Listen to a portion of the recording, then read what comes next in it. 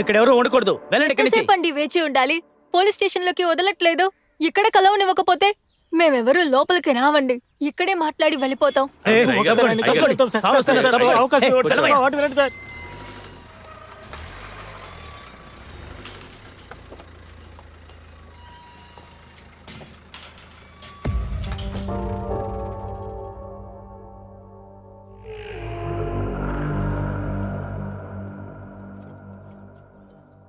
చాలమ్మా. సార్, మా పిల్లలు కనిపించట్లేదని కంప్లైంట్ ఇచ్చిన రోజే మా మీద మర్యాదతో ఆ కేసు తీసుకుని ఉండుంటే మా పిల్లలకి ఇలాంటి పరిస్థితి వచ్చుంటేది కాదు కదా సార్. మేమే తప్పు లేకపోతే కుమార్ ఎందుకని పారిపోవాలి? స్టేషన్లోకి ఎందుకు పావులు వదలాలి? అది కేవలం సారపావే సార్. మీ స్టేషన్ లో ఉన్న వాళ్ళకన్నా దాని ఒంట్లో విషం తక్కువే సార్. సార్, శాంతి సార్ కనిపించకుండా పోయిన లక్ష్మి వాళ్ళ అక్కయ్య సార్. ఏదో కోపంతో అలా మాట్లాడుతుందండి. సరే, నాకు కొంచెం టైం ఇవ్వండి. పోస్ట్ మార్టం రిపోర్ట్ రానివ్వండి. చట్ట ప్రకారం చర్యలు తీసుకుంటాను. సార్, చట్టాలా? మాకు ఈ దేశంలో దానికి మర్యాద ఉందా ఏంటి? గుణశేఖర్ మా పిల్లల్ని కొట్టాడు. జయా, తేజు, గుణశేఖర్ దూది కంపెనీలో పనిచేశారు. స్కూల్ లీవ్ వదిలితే లక్ష్మి కూడా వెళ్తుందండి. పోయిన ఆదివారం పనికెళ్ళినప్పుడు ముగ్గురు రోజు కూలీలో 30 రూపాయలు ఎక్స్ట్రా అడిగారని కొట్టాడు. ఎంత? 30 రూపాయలు.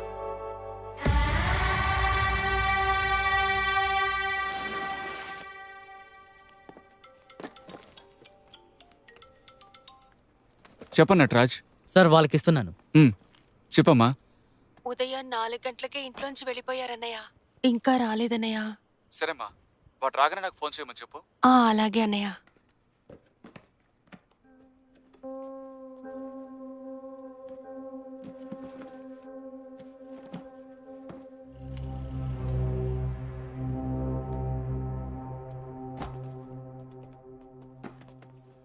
ఏంటి వాసన్, బయటెక్కడా?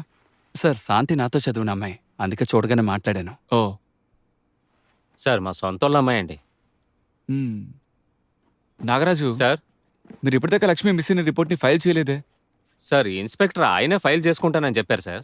ఈ టిక్ టాక్ ని బ్యాన్ చేయడం వల్ల సూసైడ్ చేసుకుంటా కందస్వామి ఆ కేసు నన్ను చూడమన్నారండి. అందుకే టైం లేదు సార్. టైం లేదు కదా? అవును సార్. ఇప్పుడు టైం ఉందా? వెళ్ళి వాళ్ళ అక్కని కలిసి లక్ష్మి కనపడకుండా పోయిన రోజు వేసుకున్న డ్రెస్, చెప్పుల గురించి ఫుల్ స్టేట్మెంట్ తీసుకోండి. మరొక ముఖ్యమైన విషయం సార్, 16వ తారీఖు 17వ తారీఖు గుణశేఖర్ ఎక్కడున్నాడో ఎంక్వైరీ చేయండి.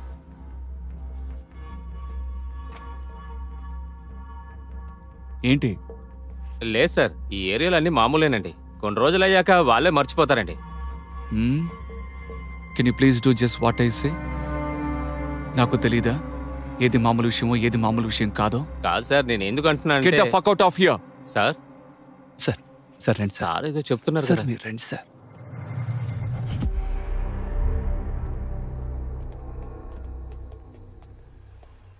సార్, ఆయన టెన్షన్గా ఉన్నారని మీకు తెలుసుగా, మీరెందుకు మధ్యలో మాట్లాడతారు? తిట్టారా ఆయన?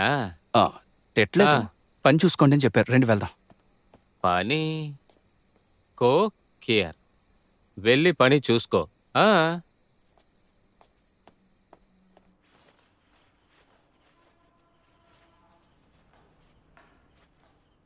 అనంతలక్ష్మి, ఒక tea పెట్టివ్వమ్మా. Ananthalakshmi,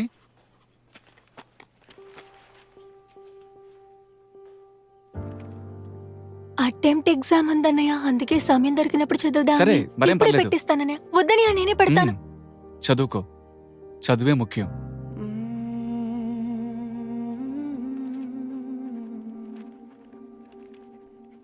Ananthalakshmi,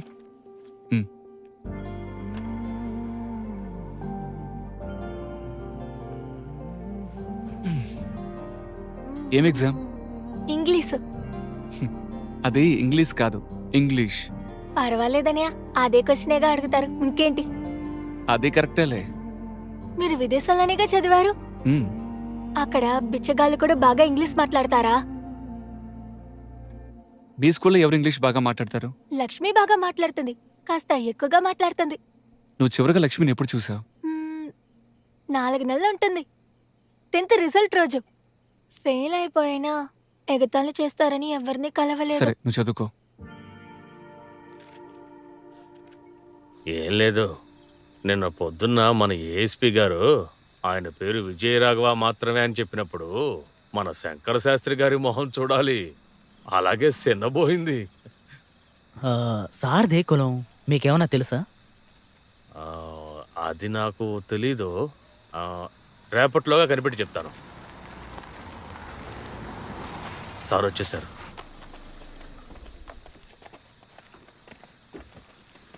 Jimmy, tiger, రండి రండి రండి రండి. ఎలా ఉన్నారు? ఆ, ఏంటయ్యా ఆ తాగుబోతు ఇంటికి వెళ్ళావట్టుగా? సార్ వెంకటకి ఫోన్ చేసినప్పుడు తీయలేదు, అందుకే నన్ను నేరుగా వెళ్ళి ఎంక్వైరీ చేసి రమ్మన్నారు. ఏమైంది? తెల్లవారుజామున 4 గంటలకి ఇంట్లో నుంచి వెళ్ళిన వాడు ఇప్పటిదాకా రాలేదట. ఓ మూర్తి, అయ్యా, ఇప్పుడు నీకు గుడ్ మార్నింగ్ చెప్తే నువ్వేం చేస్తావు?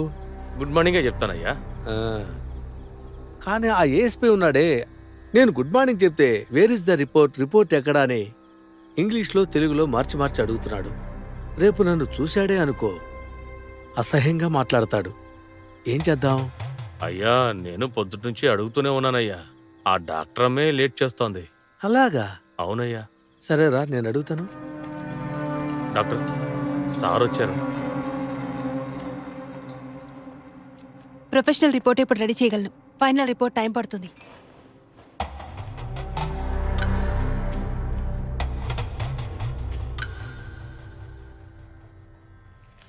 రిపోర్ట్లో ఏముంది? Rape, gang rape. 2-3 రోజులు టార్చర్ పెట్టి చేశారు. డాక్టర్ ఉదయ్ కుమార్ ఏం చెప్పలేదా? చెప్పారండి, కానీ ఆయన చెప్పినట్టుగా నేను చేయలేను. నాకంటూ మనస్సాక్షి ఉంది. మనస్సాక్ష ఏది? 198 మార్కులు వచ్చిన వాళ్ళకి రాని డాక్టర్ సీటు కోటాలో 195 మార్కులు వచ్చిన వాళ్ళకి ఇచ్చినప్పుడు నిద్రపోతున్నదే, దాని గురించి చెప్తున్నావా? 198 మార్కులు తెచ్చుకున్న అమ్మాయి నా ప్లేస్లో ఉన్నా గానీ మీరు చెప్పినట్టు చెయ్యదు. అయ్యా, డాక్టర్ ఉదయ్ కుమార్ లైన్లో ఉన్నారు.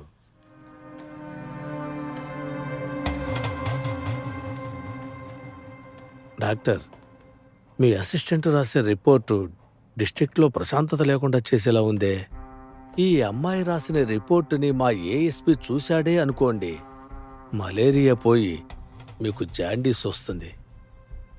జనాలంతా డాక్టర్లను చూసి దేవుళ్ళ చేతులెత్తి నమస్కరిస్తున్నారని చెప్పి మీ ఫోటోకి దండేసి నమస్కారం చేస్తే బాగుంటుందా చెప్పండి? అర్థం చేసుకోండి డాక్టర్.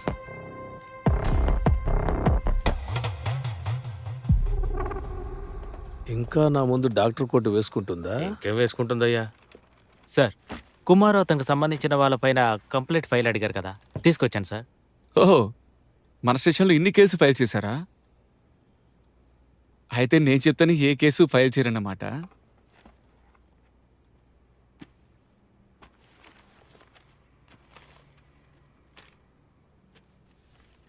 కుమార్ ఒక పార్టీ వ్యక్తా? అవును సార్, అతను ప్రజా పార్టీలో ఉన్నాడు సార్. కేవలం 2 సంవత్సరాల్లో యువతలో తను మంచి పేరు తెచ్చుకున్నాడు సార్. పార్టీలో కూడా పెద్దవాడయ్యాడు సార్. మరెందుకని ఇన్ని కేసులు? పార్టీలో ఉండే వాళ్ళకు నచ్చకపోతే అధికారులు కూడా నచ్చాలి కదా సార్. గుణశేఖర్ అంటే మన స్టేషన్లో ఎవరెవరికి ఇష్టం? డబ్బున్నవాళ్ళు, రాజకీయ నాయకులు. అప్పుడందరికీ నచ్చుతుంది కదా సార్. మీకు ముందున్న ఏఎస్పీ గారు కూడా ఆయన బాగా క్లోజ్. నాగరాజుకి పేర్లో మాత్రమే రాజు ఉంది సార్. అమాయకుడు. మంచి ఎలా చేయాలో తెలీదు, చెడు ఎలా చేయాలో తెలీదు. పైనుండే వాళ్ళు ఏం చెప్తారో అలాగే నడుచుకుంటాడు సార్. మన ఇన్స్పెక్టర్ శంకర్కి బాడీ తీసుకుని తగలబెట్టి మీరిద్దరూ 4 నెలలు ఊరు వదిలిపెట్టి వెళ్ళండి. ఈ గొడవ తగ్గిన తర్వాత నేనే చెప్తాను.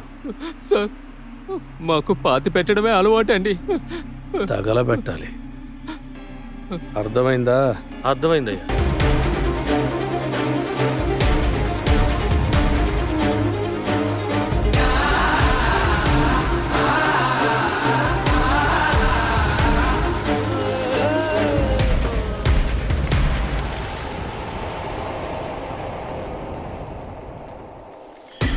కుమార్, విషయం తెలిసి వెళ్లేలోగా ఆ పోలీసులు అన్నిటిని పూర్తి చేసేశారా. నిన్ను ఎలాగైనా ఇరికించాలని ఆ పోలీసులు అందరూ ప్రయత్నాలు చేస్తున్నారు. నువ్వు దాక్కున్న విషయం తెలుసుకొని నువ్వే హత్య చేసావని నీ మీద మీ నాన్నగారి మీద పోలీసులు కేసు ఫైల్ చేశారు కుమార్. ఆ శాంతి చాలా పాపంరా. మన ఇంటి ఆడబిడ్డలు కనిపించకుండా పోయినప్పటి నుంచి పోలీస్ స్టేషన్ చుట్టూ పోలీసులు ఇంటి చుట్టూ తిరుగుతూనే ఉంది. ఒక్క పోలీసు కూడా లెక్క చేయడం లేదురా. కుమారు, వాళ్ళది మనలాంటి ప్రాణమే. మనకు బాధ అవుతుందని వాళ్ళకి ఎప్పుడు అర్థమవుతుందిరా.